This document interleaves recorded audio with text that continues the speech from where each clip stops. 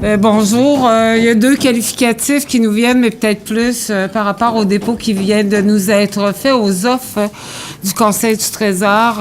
C'est une grande colère, une profonde indignation. Je pense que les 1,5 million de salariés du secteur public et parapublic qu'on représente seront extrêmement choqués et déçus d'apprendre les maigres offres salariales qui viennent de leur être faites par le Conseil du Trésor et le gouvernement Couillard. Il y a un profond mépris pour l'ensemble de l'œuvre des personnes qu'on représente, d'où, je le rappelle, dans le secteur public, 75% sont des femmes.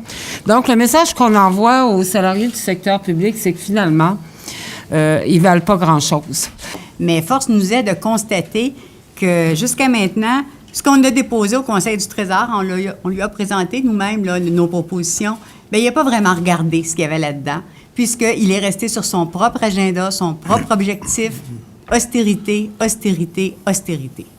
Or, nous sommes, je dirais, littéralement insultés par ce projet-là ce matin. Donc, le gouvernement n'est pas en mode dialogue. Hein, on le voit, là. Il n'est pas en mode dialogue dans tous les autres dossiers avec la société civile. Bien, il n'est pas différent dans son comportement avec ses salariés. Il a exactement le même comportement qu'il y a dans tous les autres dossiers depuis qu'il a été élu. On a un gouvernement arrogant.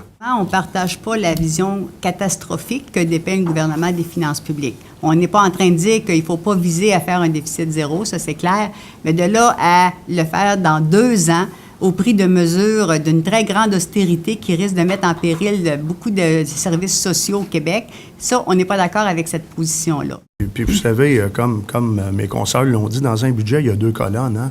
Je veux dire, l'année passée, il y a 1825 grandes entreprises qui ont payé 0 d'impôt là, au Québec. Là. Ça n'existe pas en Ontario. Il y a un impôt minimal qui est versé en Ontario. Ça n'existe pas dans les autres provinces canadiennes. Alors donc, on veut bien faire des efforts, mais il faut vraiment que tout le monde soit mis à contribution, pas juste une partie de ceux qui payent des taxes et des impôts. Et nous, on va travailler pour faire en sorte que les propositions syndicales, on soit entendues. Maintenant, c'est vrai qu'on dirait que ce gouvernement-là s'ennuie du bruit des casseroles, là, parce que depuis à peu près son élection, il réussit à mettre tout le monde à dos.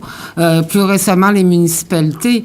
Mais quel sera le prix à payer de se mettre ses propres employés à dos?